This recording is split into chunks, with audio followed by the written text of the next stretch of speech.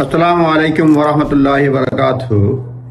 কথা বলবো নতুন ইমিগ্রেশন আইন পরিবর্তন হওয়ার পর ওয়ার্ক পারমিট যাদের রয়েছে তাদের এমপ্লয়াররা বা স্পন্সররা কী ধরনের দায়িত্ব পালন করতে হবে 22 জুলাই 2025 সালের পর থেকে এবং আগে থেকেই কি প্রস্তুতি নিতে হবে।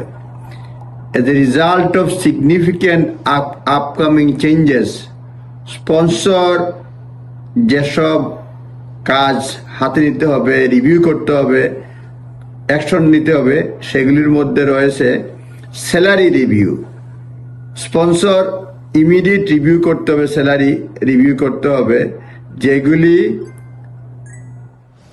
নতুন থ্রেশহোল্ড যেটা 22 জুলাই আসবে 25 সালে সেটা রিভিউ করতে হবে। কারণ জানি যে 2024 সালের এপ্রিলের আগে যাদের বেতন সীমা ছিল সেই বেতন সীমা একটু বৃদ্ধি পাবে। এছাড়াও অন্যান্য ক্রাইটেরিয়া রয়েছে। প্রথম কাজ স্যালারি রিভিউ। 2 নম্বর কাজ SOC code reviews, review of recruitment pipeline, course allocation request, care sector recruitment strategy, updating policy document and training. এই কাজগুলি করতে হবে। সংক্ষেপে কোন কাজের জন্য কি কি করতে হবে তারা বলছি। যেটা হচ্ছে স্যালারি রিভিউ। স্পন্সররা স্যালারি রিভিউ করবে, যে অ্যাপ্লিকেন্ট স্যালারি এনি মাইগ্রেশন যেটা স্যালারি যাতে মিনিমাম থ্রেশহোল্ডের কমে না হয় সেটা খেয়াল করব। 22 জুলাই থেকে যেটা নতুন এফেক্টিভ করবে, সুতরাং সেটা খেয়াল করব। 2 নম্বরে SOC কোড। স্পন্সর নর্মালি যখন ওভারসিজ স্টাফ নেয়, ট্যালেন্ট নেয়, তাদেরকে রিভিউ করতে হবে। যেটা কোড, যেটা যে কোডের অধীনে পোস্টগুলো রয়েছে, specific area of business will be impacted by uplifted skill threshold from 22 July 2025। এই কোন কোডের অন্দরে কার বেতন কত হবে এগুলি চেক করতে হবে। Review of recruitment pipeline. Recruitment pipeline review করতে হবে। New rule with certificate of sponsorship assignment on or after 22nd July 2025 must comply with the higher skills and salary threshold। Higher skills এবং salary threshold এগুলি comply করতে হবে। এজন্য পুরা recruitment পাইপলাইনটা review করতে হবে।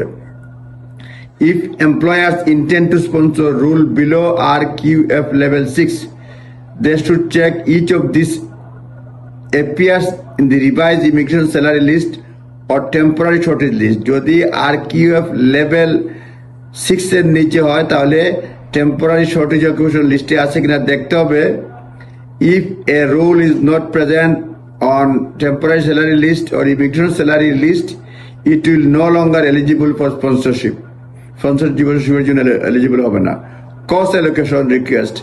If employers intend to sponsoring new or existing hires before 2025 22 জুলাইয়ের পূর্বে, they should ensure a sufficient cost available to do so। cost available আছে চিন্তা ভাবনা করতে হবে। তারপরে care sector recruitment strategy. Care sector তো 22 জুলাই থেকে বন্ধ হয়ে যাবে, সেই জন্য বলা হচ্ছে যে sponsor in care sector should review any pipeline sponsorship plans. Sponsorship প্ল্যানটা রিভিউ করতে হবে। স্পন্সরশিপ প্ল্যান সাবমিট অ্যাপ্লিকেশন, মানে বিশেষ করে সাবমিট যেসব অ্যাপ্লিকেশনে আমি যেটা বলতে হবে 6135 কোড, যেটা 6136 as soon as possible এবং ইন অ্যাডভান্স 22 জুলাইয়ের 2025 পূর্বে অ্যাপ্লাই করতে হবে। In country switching into this code remains possible until 22nd July 2028। তবে ইন কান্ট্রি এগুলি সুইচিং সম্ভব, তবে only where employee has already worked for the sponsoring provider at least 3 months। তবে 3 months কাজ করতে হবে এই যিনি কাজ করবেন স্পন্সরের সঙ্গে। Recruitment strategy should be reviewed to adjust or new recruitment ensure the pipeline of talent into business।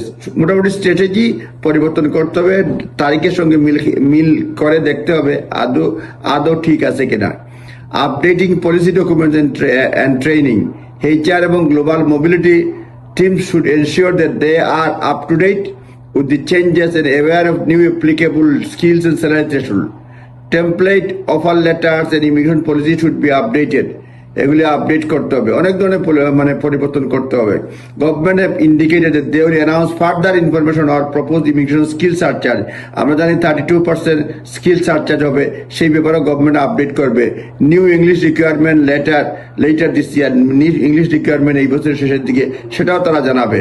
We also wait update in relation to other proposal include white পেপারে যেসব বিষয় রয়েছে সেগুলিও আপলোড করবে। সুতরাং আমরা নিজ দায়িত্বে দেখে নেব কি কি এমপ্লয়ার হিসাবে কি কি বিষয়ে আমাদের প্রস্তুতি নিতে হবে, এবং নিজস্ব লয়ারের পরামর্শ নেবেন। ধন্যবাদ। আসসালামু আলাইকুম।